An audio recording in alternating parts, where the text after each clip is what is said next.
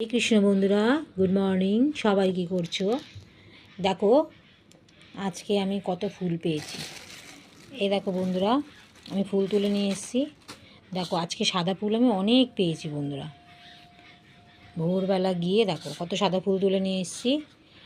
আর এই দেখো এই জবা ফুলটাকে বন্ধুরা দেখো, এই জবা ফুল আমার একটা গাছ আছে ওই ভেতরের দিকে জঙ্গলে। তা ওই গাছটায় একটা স্থলপদ্ম যেরকম হয় সেই রকম জবা ফুল হয়, গোলাপি কালারে। তোমরা দেখেছো আমি একদিন গোবিন্দচরণে দিয়েছিলাম। জবা ফুল গোবিন্দচরণে দেয় না, তাও ওটা স্থলপদ্মের মতো দেখতে বলে আমি দিয়েছিলাম।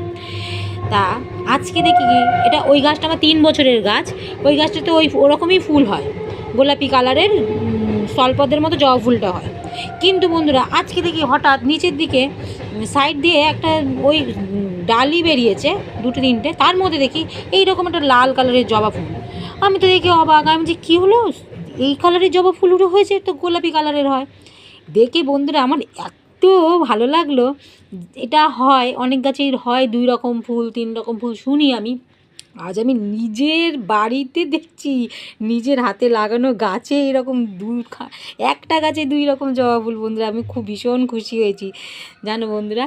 আর দেখো বন্ধুরা কত আমি গন্ধরাজ ফুল পেয়েছি। পাশের বাড়ির গন্ধরাজ ফুল গাছ আছে, সেই দিদিনি দেয় আমাকে এই যে গন্ধরাজ ফুল গোবিন্দচরণে দেওয়ার জন্য। আর আজকে নীলকণ্ঠ একটাই পেয়েছি, অনেক পাই তাই আজকে আমার গাছে একটাই ফুল হয়েছে। হ্যাঁ বন্ধুরা, আসি, পরে আবার দেখা হচ্ছে। পুজো করে নিই, টাটা।